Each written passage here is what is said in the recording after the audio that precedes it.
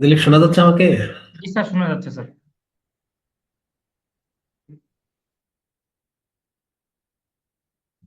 ওকে, আমরা স্টার্ট করি। জি স্যার, ওকে।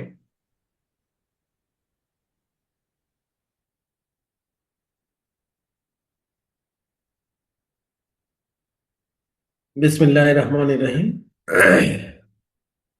সম্মানিত উপস্থিতি, আসসালামু আলাইকুম। আশা করছি এই শীতের দিনে সবাই ভালো আছেন। আপনাদের প্রত্যেককে আমাদের প্রাণের প্রতিষ্ঠান, আমাদের কর্মসংস্থানের প্রতিষ্ঠান, আমাদের নতুন কেরিয়ার বিনির্মাণের একটা প্রতিষ্ঠান লাইভন ম্যানুফ্যাকচারিং এন্ড মার্কেটিং লিমিটেডের পক্ষ থেকে শুভেচ্ছা অভিনন্দন জানাচ্ছি আজকের আমাদের এই বিশেষ প্রোগ্রামে অংশগ্রহণ করার জন্য। বিশেষ করে স্বাগত জানাচ্ছি আজকের এই প্রোগ্রামে একেবারেই যারা নতুন, আজকেই প্রথম যারা আমাদের সম্পর্কে জানতে এসেছেন তাদেরকে স্পেশাল অভিনন্দন জানাচ্ছি। আমি শুরুতেই মহান আল্লাহ পাকের দরবারে শুকরিয়া জানাই যে আল্লাহ আমাদের প্রত্যেককে আহ এখন পর্যন্ত সুস্থ রেখেছেন এবং আজকের এই আহ রাত 9টার পরে আমাদের প্রোডাক্ট গুলো সম্পর্কে জানার তৌফিক দিয়েছেন, আলহামদুলিল্লাহ। পাশাপাশি আমি কৃতজ্ঞতা জানাচ্ছি আজকের এই প্রোগ্রামে যারা অংশগ্রহণ করেছেন, আমাদের যে সমস্ত লিডারদের মাধ্যমে আপনারা জানতে পেরেছেন। বিশেষ করে নতুনরা, তাদের প্রতি কৃতজ্ঞতা জানাই। তো আমরা আজকে সংক্ষিপ্ত কিছু আলোচনা করব। আহ, যেই বিষয়গুলো নিয়ে আলোচনা করব, আমরা ধারাবাহিকভাবে আলোচনায় যাই। এই শীতের দিনে অনেকেই হয়তো কম্বলের নিচে আছেন। চেষ্টা করবেন একটু মনোযোগটা এখানে ধরে রাখার জন্য, কারণ আমরা অনেকেই আছি যারা প্রোডাক্ট সম্পর্কে অনেক কিছুই জানি না। তো আজকে আহ, নতুন একটা বিষয় আপনাদের সঙ্গে শেয়ার করব। বিশেষ করে আমাদের প্রোডাক্টে যে ফাইলসের একটা ভালো অশোক গ্যাস বা ফাইলসের ভালো একটা ট্রিটমেন্ট হয়, আমরা অনেকেই জানি না। এই ট্রিটমেন্টটা কিভাবে দিব সেই বিষয়টা নিয়ে আমরা শেয়ার করব। তাহলে আমরা আলোচনা শুরুতেই যাচ্ছি, হোয়াট ইজ ট্রেনিং। আসলে প্রশিক্ষণ কেন আমাদের দরকার, আমরা কেন প্রশিক্ষণ নেই? যদি আমরা এক কথায় উত্তর দেই, ধরুন একটা উত্তাল সমুদ্রে মাঝিবিহীন নৌকা যেমন স্রোত যেদিকে যায় সেদিকেই নৌকা যায়, আর যিনি প্রশিক্ষিত মাঝি যদি ওই নৌকায় থাকেন, তাইলে সমুদ্রের আপনার ওই স্রোতের বিপরীতেও কিন্তু সে চালিয়ে আসতে পারেন। এটার নামই হচ্ছে প্রশিক্ষণ। অন্যভাবে যদি বলি, প্রশিক্ষণ হচ্ছে অ্যাজ লাইক একটা সুশৃঙ্খল টিমের মতো। যেমন আমরা সেনাবাহিনীদের সঙ্গে উল্লেখ করি, যাদের পুরোটা দিন 24টা ঘন্টা একটা শিডিউলের মধ্যে চলে। এই কারণে এই বাহিনীটা সারা পৃথিবীতেই একটা গোছালো বাহিনী হিসাবে তারা প্রতিষ্ঠিত, এবং তারা প্রত্যেকটা কাজেই সফল হয়। তো এই নেটওয়ার্ক মার্কেটিং যারা পছন্দ করেন, আপনি যেই টিমের সাথে থাকবেন, যদি ডিসিপ্লিন আকারে থাকতে পারেন, প্রশিক্ষণ গ্রহণ করতে পারেন, তাইলেই আপনি আপনার কেরিয়ারটা বিনির্মাণ করতে পারবেন। আমরা আরেকটা একবার এক্সাম্পল যদি দেই, হোয়াট ইজ ট্রেনিং, তাইলে আমি বলবো ট্রেনিং হচ্ছে আপনার আল্লাহ প্রত্যেকটা মানুষকে একই জিনিস দিয়ে তৈরি করেছেন। কারো কারো জানার মাধ্যমে, প্রশিক্ষণের মাধ্যমে সেই সুপ্ত প্রতিভাটা বিকশিত হয়েছে। আর আপনার ভিতরে যারা একদমই নতুন, আজকে নতুন বিষয়টা জানবেন, আপনার ভিতরে এইটা আছে, আজকে জানার মাধ্যমে আপনার এই সুপ্ত প্রতিভাটাও বিকশিত হবে।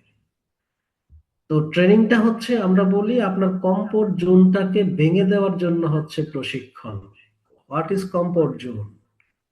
কমফোর্ট জোন বলতে মিন করছি, আমাদের প্রতিটা মানুষের কিছু ভালো অভ্যাস আছে এবং কিছু বদ অভ্যাস বলি আমরা।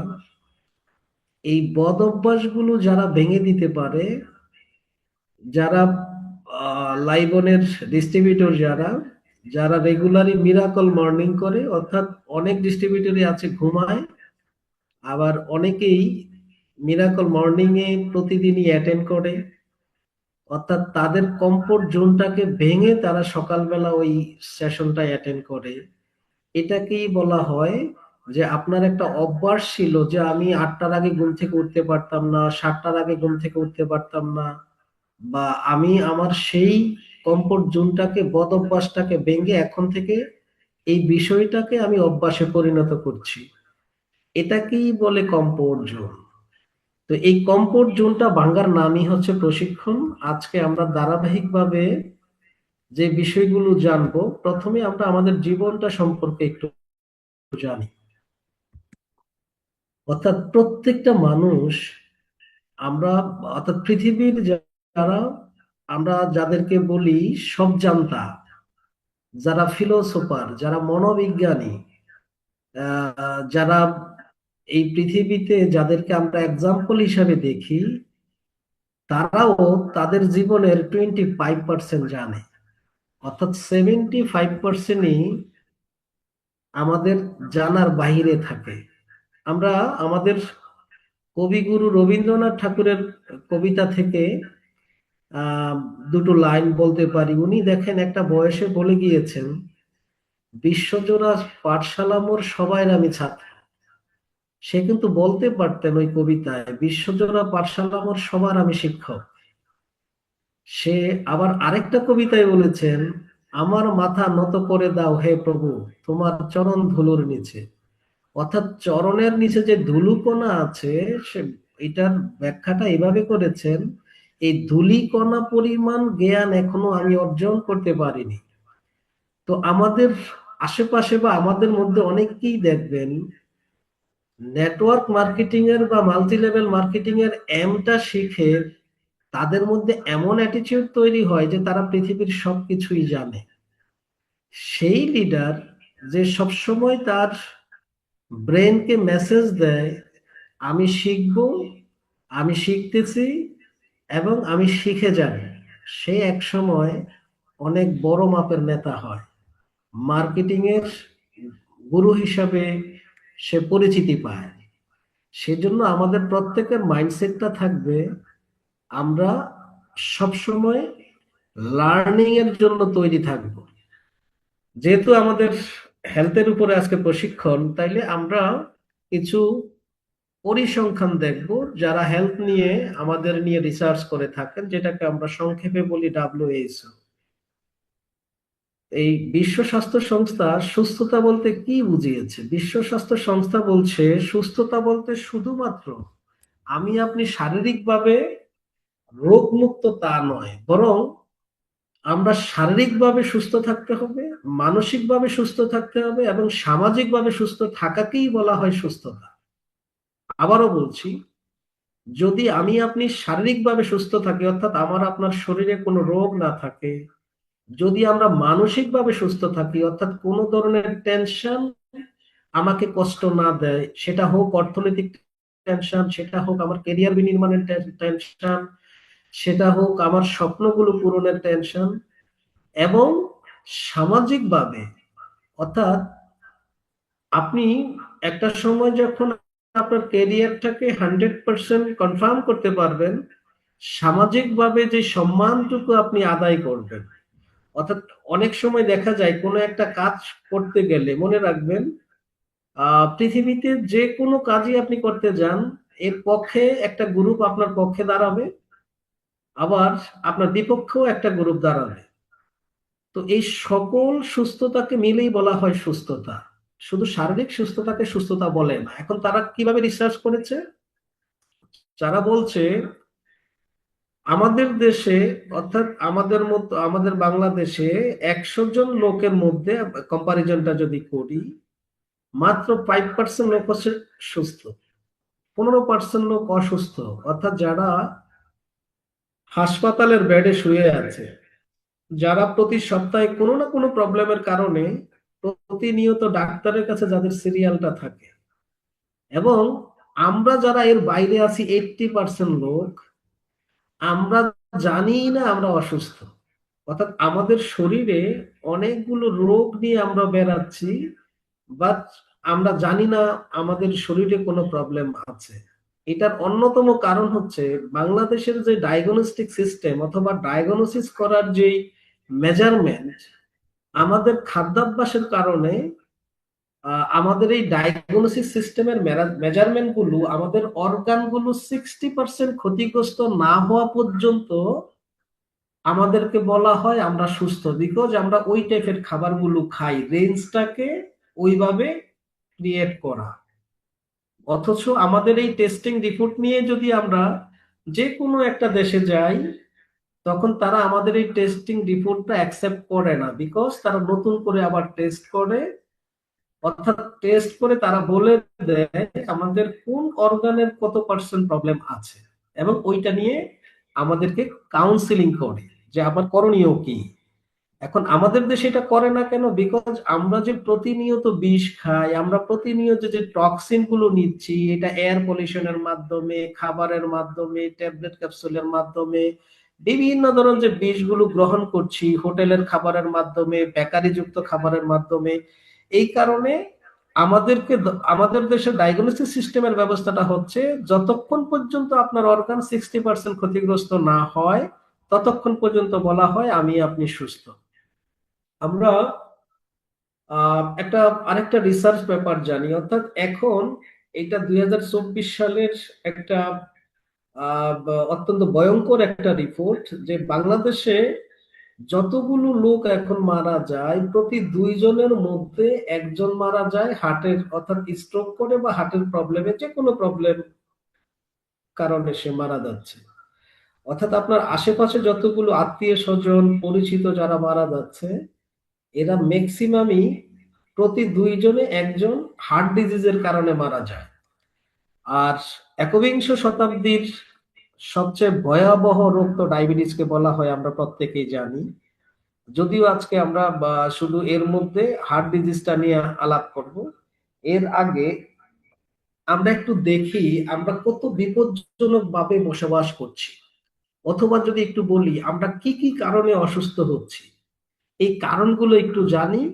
এই কারণগুলো জানলে আমরা যেটা করতে পারবো, আমাদের করণীয় কি এবং আমরা কিভাবে চলবো, আহ কি কি খাদ্যাভ্যাস আমরা মেনে চলবো, এই জিনিসগুলো আমাদের মেনটেন করতে সুবিধা হবে। দেখুন, আমরা চিত্রে এখন যেটা দেখছি, এটা চিত্রটা হচ্ছে একটা ইট ভাটার চিত্র। আজকের এই প্রোগ্রামে যারা উপস্থিত আছেন, আপনার বাড়ির আশেপাশে যাদের ইটের ভাটা আছে, খেয়াল করে দেখবেন এর 4-5 কিলোর মধ্যে অনেক ফলের গাছ যদি থাকে, এই ফলগুলো কখনো পরিপক্ক অবস্থায় যে এই ফলের গাছের মালিক সে নিতে পারে না, অর্থাৎ এই ফলগুলো সবসময় অপরিপক্ক অবস্থায় পড়ে যাবে, এর ঝরে পড়ে। এর অন্যতম কারণ হচ্ছে এই এখান থেকে যে বিষাক্ত বায়ু এবং যে আপনার ক্ষতিকর এয়ার পলিউশন গুলো হয়, যে টক্সিন গুলো, বিষগুলো বের হয়, এগুলো আমাদের আমাদের যারা আমরা জীব জন্তু, জীব আর জীবন আছে যাদের, তারা যেমন ক্ষতিগ্রস্ত হয়, তেমনি আমাদের এই কৃষিজ ফলনগুলো ক্ষতিগ্রস্ত হয়। এই জন্য আমাদের দেশের আইন হচ্ছে, এটা দেখাশোনা করে পরিবেশ অধিদপ্তর, যে যেখানে জনমানব বসবাস করে সেখানে সাধারণত ইটভাটার অনুমোদন দেওয়ার নিয়ম নাই। কিন্তু আমরা এমন দেশে বসবাস করি, ক্ষমতা যার হাতেই থাকে তারাই আমাদের বাড়ির পাশে ইটভাটা করলো, এটা কারো কিছু বলার থাকে না। এটা একটা কারণ, এটার কারণে আমরা অসুস্থ হই। আরেকটা কারণ হচ্ছে আমরা আগে বলতাম ঢাকার শহর, এইরকম যানজটের শহর ছিল ঢাকার শহর। এখন প্রত্যেকটা জেলা শহর, আমরা যে মার্কেটিং করার জন্য বিভিন্ন জেলায় আপনাদের সঙ্গে প্রোগ্রাম করতে যাই, সাক্ষাৎ করতে যাই, প্রত্যেকটা জেলাতেই দেখা যাচ্ছে এখন এইরকম যানজট হয়। খেয়াল করে দেখবেন, জ্যামে যখন আপনি বসে থাকবেন, এই গাড়ির ইঞ্জিন গুলো কিন্তু বন্ধ হয় না। তো আমরা যারা জীবিকার টানে প্রতিদিন বাসা থেকে বের হই, এই ধুলাবালি যেগুলো আমরা চোখে দেখি না, এই গাড়ি থেকে যেই সীসা জাতীয় জিনিসগুলো বের হয় সেগুলো আমরা চোখে দেখি না, এগুলো আমাদেরকে অসুস্থ করে ফেলে। এটাও একটা কারণ। আরেকটা কারণ, এটা হচ্ছে এই শতাব্দীর সবচেয়ে ভয়াবহ রোগ, বিশেষ করে আমাদের বোনরা এবং ছেলেদের মধ্যে যারা আছে রূপচর্চা করেন। ইদানিং দেখা যাচ্ছে আমাদের, আমি কিছুদিন আগে আমার এক রিলেটিভ মারা গিয়েছে। তো আমার এক আত্মীয় দেখলাম ওই আহ কি বলে যে মৃত মৃত যেই লোক তার বাড়িতে আসছে। সে অর্থনৈতিকভাবে একটু স্বাবলম্বী। দেখলাম সে সম্ভবত পার্লার থেকে সাজুগুজু করে আসে। অর্থাৎ এখন মৃত বাড়িতেও গেলেও আপনার এই পার্লারে যেতে হয়। এখন পার্লারে যাওয়া আমাদের দোষ না, অথবা রূপচর্চা করো আমাদের দোষ না। এখন ওখানে যেই কেমিক্যাল গুলো ব্যবহৃত হয়, এর মধ্যে কিছু মার্কারি থাকে, কিছু ক্রিমের মধ্যে মার্কারি থাকে, যেটা আমাদের শরীরে ক্যান্সারের জীবাণু বহন করে। অর্থাৎ এখনকার যারা স্কিন ডিজিজ নিয়ে কাজ করেন, তারা খুব ভয়ে আছেন যে খুব কম সময়ের মধ্যে আমাদের দেশে যে সমস্ত বোনরা বা উঠতি বয়সের ছেলে মেয়েরা, যুবক যুবতীরা যারা সুন্দরের সংজ্ঞা বলতে চামড়া ফর্সা হওয়াকে বুঝে, এই তাদের স্কিনে একদম ঘরে ঘরে এইরকম যুবক যুবতীরা ক্যান্সারে আক্রান্ত হবে। অর্থাৎ ওই ধরনের প্রোডাক্ট গুলো যারা ব্যবহার করছে, এটার কারণে আমরা বিভিন্ন রোগে আক্রান্ত হই। আরেকটা কারণ হচ্ছে আমরা যে সেলফোন ব্যবহার করি, খেয়াল করে দেখেন, এই সেলফোনটা কিন্তু বিজ্ঞানের একটা আশীর্বাদ। আগে আপনার ভাই বোন, আপনার আত্মীয় স্বজন, আপনার বাবা, আপনার হাজবেন্ড, আপনার ওয়াইফ ধরেন বিদেশে কর্মরত অবস্থায় আছে, অথবা আপনি গ্রামে আছেন, সে ঢাকায় কর্মরত অবস্থায় আছে, তার কাছে যোগাযোগের মাধ্যম ছিল চিঠি লেখা। কিন্তু এখন আমরা ওই যেটা 2-4 দিন 5 দিন বা অনেক দিন পরে আপনার তাকে তার সঙ্গে যোগাযোগ করা হতো, এখন কিন্তু সেটা ওইভাবে হচ্ছে না। 1 সেকেন্ডের মধ্যে ইচ্ছা করলে আমরা যোগাযোগ করতে পারি আমাদের এই সেল ফোনের মাধ্যমে। প্রয়োজনে আমরা ভিডিও বলে তাকে দেখতেও পারি। তো এটা আমাদের বিজ্ঞানের আশীর্বাদ। কিন্তু এখন বিজ্ঞান বলছে যখন এটা আপনি অপ্রয়োজনে ব্যবহার করবেন, তখন এটা আপনার জন্য হচ্ছে অভিশাপ। অর্থাৎ প্রয়োজনে সেলফোনটা যদি আমরা ব্যবহার করি, এইটা আমাদের জন্য খুব বেটার। কিন্তু অপ্রয়োজনে যদি ব্যবহার করি, তাইলে এটা আমাদের জন্য অত্যন্ত ভয়াবহ একটা বিষয়। বিকজ এটার কারণে যারা, বিশেষ করে রাত জেগে আমাদের যে সন্তানরা, আমাদের যে ছোট ভাই বোনরা এই মোবাইলে আসক্ত, এদের ব্রেন ক্যান্সারের মতো আহ মানে ব্রেন ক্যান্সার হতে পারে না, এটা হবে নিশ্চিত। এই জন্য মোবাইল ফোন ব্যবহারের একটা নিয়ম বিজ্ঞানীরা বলে, যখন আপনার এটা প্রয়োজন নাই, অর্থাৎ আপনি যখন রাতে ঘুমাতে যাবেন বেডে, এইটা আপনার থেকে একটু দূরে রাখা, ওয়ার্ড্রোফের উপরে রাখা। অর্থাৎ বিছানায় মোবাইল নেওয়াটা ঠিক না, কারণ এটা থেকে যে রেডিয়েশন বের হয়, বিশেষ করে যখন এটাতে চার্জ কম থাকে, তখন ক্ষতির দিকটা বেশি হয়। এটা একটা কারণ আমাদের অসুস্থ হওয়ার। তো আমাদের এই কারণে আমাদের কিছুদিন আগে এরকম পত্র পত্রিকায় রিপোর্ট আসছে, পৃথিবীতে এখন নতুন নতুন কিছু রোগের জন্ম হচ্ছে, যেগুলোর প্রতিকার স্বয়ং চিকিৎসা বিজ্ঞান অনেক কষ্ট করতে হচ্ছে, রিসার্চ করতে হচ্ছে। অর্থাৎ অনেক বছরের, আবার কেউ কেউ বলছে অনেক পুরাতন রোগগুলো আবার নতুন করে আসছে। তো এটার জন্য আমাদের সতর্ক থাকা উচিত। আমরা আজকে নতুন একটা ডিজিজ নিয়ে আলোচনা করি, যেটা প্রায় গড়েই আছে, অনেকেরই প্রবলেম আছে। এটার পার্সেন্টেজটা ইদানিং অনেক বেড়ে গিয়েছে। আমরা যেটাকে রোগটার নাম বলি অর্শবা ফাইলস। অর্শবা ফাইলসটা কি? দেখুন, এখানে আমি বাংলায় লিখে দিয়েছি, মলাশয়ের নিম্নাংশ বা মলদ্বারের শিরাগুলো ফুলে গেলে সেগুলোকে অর্শবা ফাইলস বলে। এই অর্শ মলদ্বারের অভ্যন্তরেও হতে পারে, অর্থাৎ ভিতরেও হতে পারে, বাইরেও হতে পারে। এখন এটা কেন হয়? 1 নাম্বার, দীর্ঘমেয়াদী যারা কোষ্ঠকাঠিন্য সমস্যায় ভোগে, অর্থাৎ অনেক দিন যাবত আমার 2 দিন 3 দিনের মধ্যে আমার বাথরুম হয় না, অথবা দীর্ঘদিন যারা ডায়রিয়ায় ভোগে, তাদের এই ফাইলস হয়।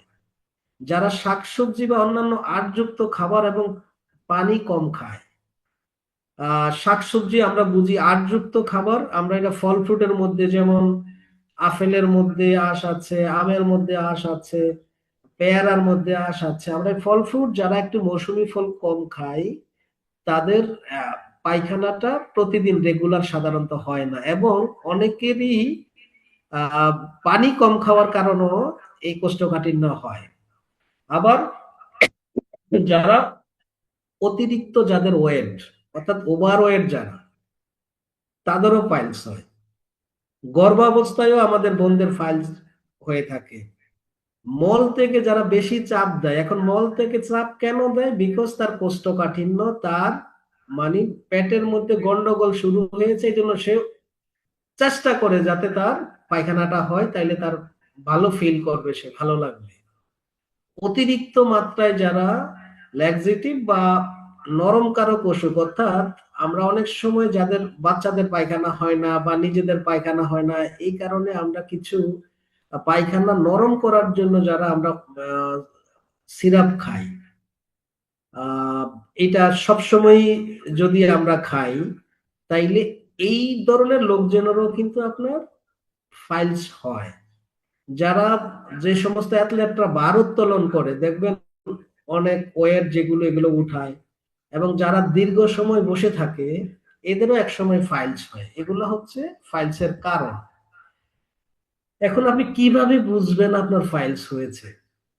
এক নাম্বার, পায়খানার সময় ব্যথাহীন রক্তপাত হওয়া, অর্থাৎ আপনি যখন পায়খানা করবেন, আপনার পায়খানার সময় দেখবেন ব্লাড যাচ্ছে, আপনার কোনো ব্যথা হচ্ছে না, বাট ব্লাড যাচ্ছে। মলদ্বারের ফোলা বাইরে, অর্থাৎ আপনার মলদ্বার বাইরে বের হয়ে আসতে পারে, নাও পারে। যদি বের হয় তবে তা নিজেই ভেতরে চলে যায়, অথবা হাত দিয়ে ভিতরে ঢুকিয়ে দেওয়া যায়। কখনো কখনো এমনও হতে পারে বাইরে বের হওয়ার পর তার আর ভেতরে প্রবেশ করানো যায় না, বা ভেতরে প্রবেশ করানো গেলেও তা আবার বের হয়ে আসে। মলদ্বারে জ্বালা পোড়া করা, অর্থাৎ পায়খানার সময় আপনার জ্বালা পোড়া করে যন্ত্রণা বা চুলকানি হওয়া, কোনো কোনো ক্ষেত্রে মলদ্বারে ব্যথাও হতে পারে। মলদ্বারের বাইরে হলে লিসের লক্ষণগুলো দেখা যাবে, যেমন আহ ফুলে যাওয়া, হাড্ডি স্পর্শ, আপনার কোনো কিছু অনুভব করা, কখনো কখনো রক্তপাত বা মলদ্বারে ব্যথাও হতে পারে। এগুলো হচ্ছে কারণ। এখন এগুলো দূর করার জন্য আপনার ঔষধ ছাড়া আপনি কি খেতে পারেন? আপনার বেশি বেশি, বা আপনি যাদেরকে প্রোডাক্ট দিবেন তাদেরকে সাথে কোন কোন খাবারের কথা উল্লেখ করবেন, যেমন তাদেরকে বলবেন শাকসবজি যাতে বেশি খায়, ফলমূল বেশি খায়, সব ধরনের ডাল খাবে, সালাদ খাবে, দধি খাবে, পনির খাবে, গাজর, মিষ্টি কুমড়া, লেবু এবং টক জাতীয় ফল, পাকা পেঁপে, এটা খুবই উপকারী। বেল, এটাও অনেক উপকারী। আপেল, আহ তারপর কমলা, খেজুর, ডিম, মাছ, ভুসিযুক্ত ডেকিসারা চাল ও আটা ইত্যাদি। আর কি খেতে নিষেধ করবেন? সকল ধরনের খোসাহীন শস্য, যেমন ধরেন আমরা লাউ খাই, প্রত্যেকেরই উচিত লাউয়ের এই বাকল সহ, অর্থাৎ খোসা সহ খাওয়া। বিশেষ করে ফাইলসের রোগী যারা, তারা খোসা ছাড়া কোনো ধরনের সবজি খাওয়া তাদের জন্য ঠিক না। গরুর মাংস, খাসির মাংস বা চর্বিযুক্ত খাবার, মসৃণ চাল যেটাকে আমরা মিনিকেট চাল বলি, তাহলে তাদেরকে বলা কি, ওই যে আপনার ধানের জমিতে যেই চাল হয় বা লাল চাল, মানে অর্থাৎ মেল থেকে ভাঙ্গিয়ে একদম সাদা করে ফেলছে, এটা কলেসাটা, এইটা খাওয়া যাবে না। ময়দা, চা, কফি, চিজ, মাখন, চকলেট, আইসক্রিম, সকল ধরনের কোমল পানীয়, সকল ধরনের ভাজা পোড়া, এই ধরনের ফাইলসের রোগীদের জন্য নিষিদ্ধ। এখন আমাদের দেশে প্রবলেম হয় কি, আমরা যখন কোনো রোগীর ট্রিটমেন্ট দেই, সাধারণত রোগীদের এই জিনিসগুলো বলি না। আর যদিও বলি, রোগীরা কিন্তু এই জিনিসগুলো মানে না। এই না মানার কারণে সে একদিকে ভালো থাকে, আবার তার এই প্রবলেমটা তার দূর হয়। কারণ আমাদের আমরা যারা রোগী, আমরা আমাদের জিহ্বাটাকে সামাল দিতে পারি না। তা আমরা হয়তো অনেকেই জানতাম না এই পাইলসের রোগের জন্য আমরা কি ট্রিটমেন্টটা দিব। আমাদের চমৎকার দুইটা প্রোডাক্ট আছে। নাম্বার ওয়ান টক্সিন ক্লিনজার এবং ভাইটাল জুস। যদি যাদের ফাইলসের কোনো রোগী যদি পান, প্রতিদিন সকালে 1 গ্লাস ভাইটাল জুসের সাথে 1 চা চামচ বা 5 গ্রাম টক্সিন ক্লিনজার মিশিয়ে সকালে এবং রাতে যদি খায়, তাইলে সর্বোচ্চ 7 দিন এর মধ্যে তার রক্তপাত বন্ধ হয়ে যাবে এবং তার যে জ্বালাপোড়া করতো জ্বালাপোড়া বন্ধ হয়ে যাবে। সে যে আনইজি ফিল করতো, এই আনইজিটা ফিল করবে না, তার ব্যথা ব্যথা ভাবটা চলে যাবে। এই দুইটার সংমিশ্রণে যে কোনো ফাইলসের রোগের আপনি ট্রিটমেন্ট করতে পারবেন। আমরা বলছি আমাদের আজকে আরেকটা রোগ নিয়ে আমরা কথা বলবো, যেটা আমরা বলছি হার্টের রোগ বা হৃদরোগ। মনে রাখবেন, পৃথিবীতে যত ধরনের হার্টের প্রবলেম আছে, একটু আগে বলছি বাংলাদেশে এখন যতজন মানুষ মারা যায় প্রতি 2 জনে একজন হার্টের রোগী। তার 98% হচ্ছে হার্ট ব্লক, আর 2% থাকে অন্যান্য, যেটা আমরা স্ক্রিনে দেখতে পাচ্ছি। যেমন 0.5% কারো হার্ট ফুটা থাকে, কারো হার্টের বাল্বে সমস্যা থাকে, কারো হার্টের কন্ডাক্টিভ সিস্টেম খারাপ থাকে, এবং 0.5% অন্যান্য প্রবলেম থাকে। এখন আমরা এই হার্টের প্রবলেমটা বুঝবো কিভাবে? ডায়াগনোসিস আপনি এভাবে করতে পারেন, রুগীকে জিজ্ঞেস করবেন, আপনি একটু যদি সামান্য দৌড়াদৌড়ি করেন বা সিঁড়ি বেয়ে উপরে উঠলে যদি দেখেন আপনার বুক ধড়ফড় অথবা বুক ব্যথা হয়, তাহলে বুঝতে হবে 40 থেকে 50% ব্লক হয়ে গিয়েছে। অর্থাৎ একটা হার্টের রোগী, আমার আপনার প্রত্যেকের হার্টের এই করোনারি আর্টারিতে, একটু পরে আমি যেটা দেখাবো, প্রত্যেকেরই আর্টারিতে চর্বি যুক্ত আছে। অর্থাৎ আমরা প্রতিনিয়ত যে 25 বছরের পর থেকে যে খাবারগুলো খাচ্ছি, এই হার্টের রোগটা আমরা বুঝতে পারি যখন আমাদের 60% প্লাস বা 70% প্লাস যখন আমাদের ব্লক হয়ে যায়, তখন আমরা বুঝতে পারি যে আমার হার্টের প্রবলেম হয়েছে। কিন্তু আমরা এই রোগটা সম্পর্কে জানার কারণে এখনই আপনি আপনার হার্টের ডায়াগনোসিস করতে পারেন। আপনি যদি দেখেন আপনি একটু দৌড়াদৌড়ি করলেই আপনার বুক ধড়ফড় করে, অথবা 4-5 তলা বিল্ডিং বেয়ে কোনো জায়গায় না দাঁড়িয়ে সিঁড়িতে যদি আপনি একটানা উঠেন, যদি দেখেন আপনার বুক ধড়ফড় করে, তাইলে আপনি বুঝবেন আপনার হার্টের যে রোগ বা করোনারি আর্টারি চিকিৎসা বিজ্ঞানের ভাষায় বলে, সেই রোগের মধ্যে 40 থেকে 50% চর্বি জমা আছে, অর্থাৎ এই চর্বিটাই ব্লক করে রেখেছে। যদি দেখেন দ্রুত হাঁটলেই আপনার বুক ব্যথা হয়, তাহলে বুঝবেন আপনার 50 থেকে 60% ব্লক হয়ে গিয়েছে। যদি দেখেন সামান্য হাঁটাচলা করলে বুক ব্যথা হয়, তাহলে বুঝবেন 60 থেকে 70% ব্লক হয়ে গিয়েছে। যদি দেখেন ঘরের মধ্যে নড়াচড়া করেন তাইলেই ব্যথা হয়, তাইলে বুঝবেন 80% ব্লক হয়ে গিয়েছে। আর এই ধরনের রোগীদের হাসপাতালে নেওয়ার আগে 70% রোগী পৃথিবী ছেড়ে চলে যায়। আর 30% রোগী যারা বেঁচে থাকে, তাদের কোনো না কোনো সাইট, আমরা যেটাকে বলি অবশ বা প্যারালাইসিসড হয়ে যায়। তাইলে আপনার হার্টের বর্তমান অবস্থা কি, আপনি এইটা নিজেই, এই লক্ষণগুলো দেখে আপনি নিজেই ডায়াগনোসিস করতে পারেন এবং এখন থেকে আপনি প্রিপারেশন নিতে পারেন।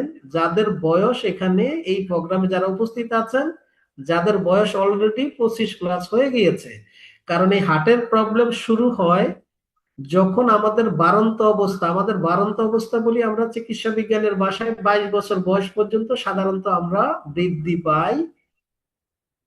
এবং আমরা যখন পড়াশোনা শেষ করে খেলাধুলার করি না, কর্মজীবনে প্রবেশ করি, তখন আমরা এই ধরনের খাবারগুলো যখন খাই, যেটা নিয়মের বাইরে, শৃঙ্খলার বাইরে, তখন থেকে আমাদের এই হার্টের করোনারি আর্টারিতে এই চর্বিগুলা জমতে থাকে।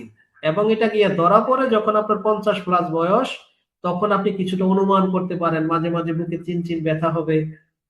এখন হার্ট আমাদের, এটা হচ্ছে আমাদের হার্ট। দেখেন, যখন আমি আপনি মায়ের গর্ভে ছিলাম তখন থেকেই এই হার্টবিট এইরকম ভাবে তখন চলতেছিল। হার্ট হচ্ছে আমাদের বুকের এই বাম দিকে অবস্থিত।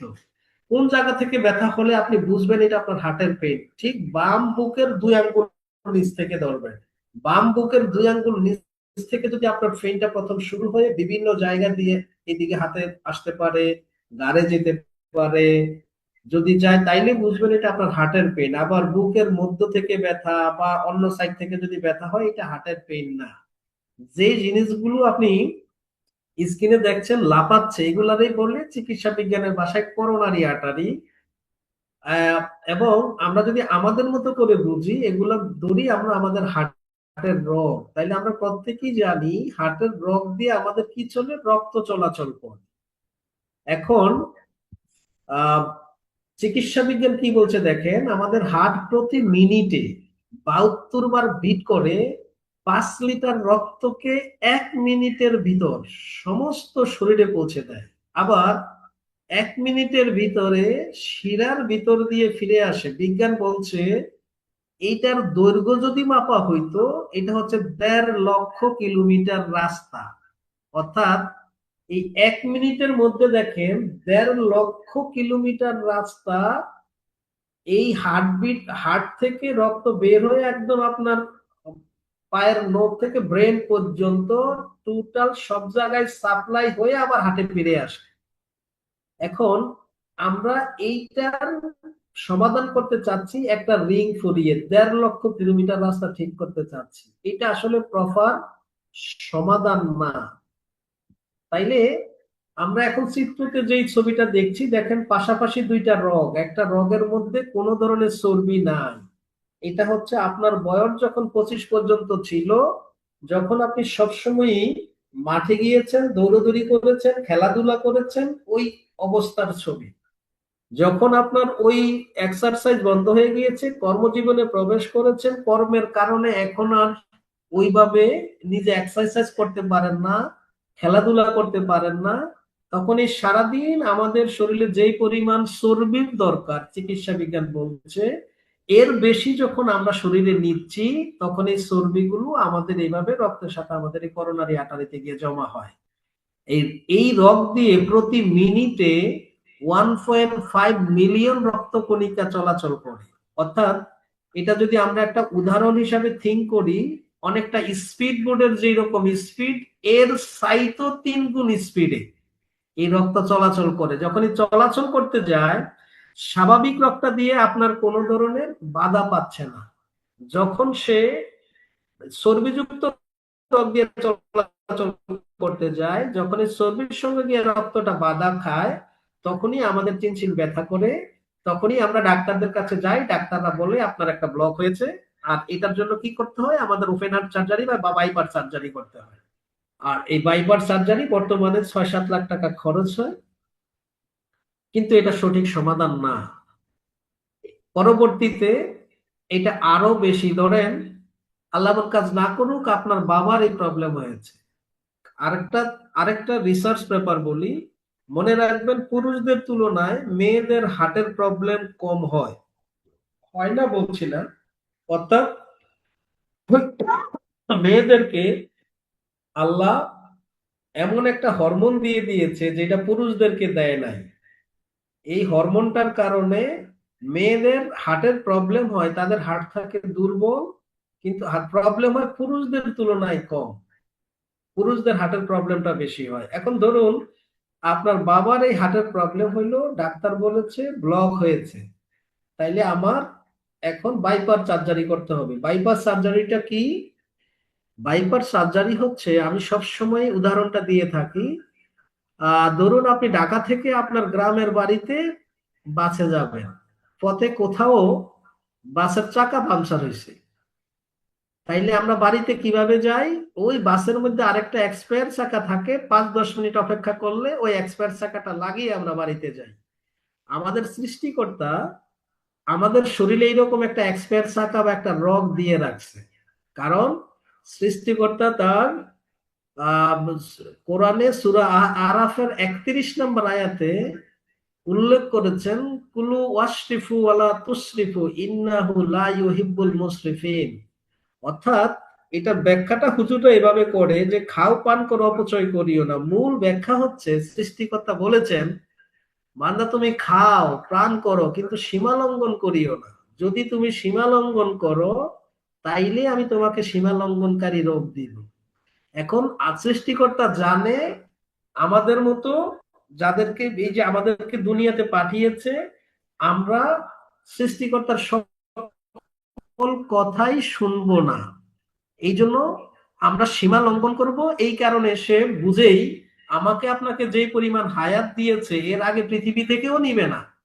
এই কারণে এক্সট্রা একটা চাকা দিয়ে রেখেছে। যদি আপনার এই প্রবলেম হয়, আপনার যদি হায়াত থাকে ওই পর্যন্ত আপনাকে বিছানার বেডে শুয়ে দেবে। এটাই হচ্ছে আপনার বাইপাস সার্জারি, অর্থাৎ ওই রগটা নিয়ে আপনার একটা সংযোগ দিয়ে দেয় বাইপাস রোডের মতো। আর এখন যে চিত্রটা দেখছি, যখন আপনার হার্টের ফেইন হবে তখন এই রকম হয় আপনার মুখের অবস্থা, চেহারার অবস্থা এই রকম ফেইন হয়, যেটা সহ্য করার মতো না। তা আমরা যদি আমাদের ফ্যামিলিতে কারো এই প্রবলেম থাকে, বা আমরা যদি আহ, কোথাও এইরকম দেখি কাউকে যে একজনে স্ট্রোক করেছে বা স্ট্রোক করেছে কিনা, আমরা চিনবো কিভাবে? আমরা এই তিনটা বর্ণ দিয়ে চিনতে পারি। এক নাম্বার এস, এন, টি এবং আর। এস4 হচ্ছে, আমরা যদি বলি আহ ধরুন আপনার ফ্যামিলিতে আপনার কাছে সন্দেহ হচ্ছে আপনার বাবা কেমন কেমন যেন করছে, যদি সন্দেহ হয় বা একটু ফেন ফেনের কথা বলছে, অথবা সে মেজর অথবা মাইনর স্ট্রোক করেছে, তাইলে আপনার যদি সন্দেহ হয় আপনি তাকে কি করবেন? বলবেন বাবা তুমি একটু হাসো, অর্থাৎ এস ফর স্মাইল, তাকে হাসতে দিবেন। তাইলে আমরা প্রত্যেকটা সন্তানই জানি আমার বাবার স্বাভাবিক হাসি এবং অস্বাভাবিক হাসি। যদি সে স্বাভাবিক হাসি হাসে তাইলে বুঝবেন ঠিক আছে। আর যদি দেখেন যে স্বাভাবিক হাসিটাতে হাসতে পারছে না, তখন আপনি বুঝবেন একটা প্রথম ক্লুটা পাইলেন, এনিথিং রং। 2 নাম্বার ক্লুতে যাবেন, টি, টি ফর টক। যে কোনো একটা সেন্টেন্স আপনি তাকে তৈরি করে দিবেন। বলতে পারেন বাবা বলো তো আজকের দিনটা অনেক সুন্দর, অথবা আমার সোনার বাংলা আমি তোমায় ভালোবাসি। আপনার বাবার স্বাভাবিক বলা আর অস্বাভাবিক বলা আপনি নিজে বুঝতে পারবেন। যদি দেখেন ঠিক মতো বলতে পারে তাহলে ঠিক আছে, যদি দেখেন যে ঠিক মতো বলতে পারে নাই তাইলে আপনি আরেকটা ক্লু পেয়ে গেলেন যে তারা আসলেই আমি যেটা চিন্তা করতেছি একটা প্রবলেম হয়েছে।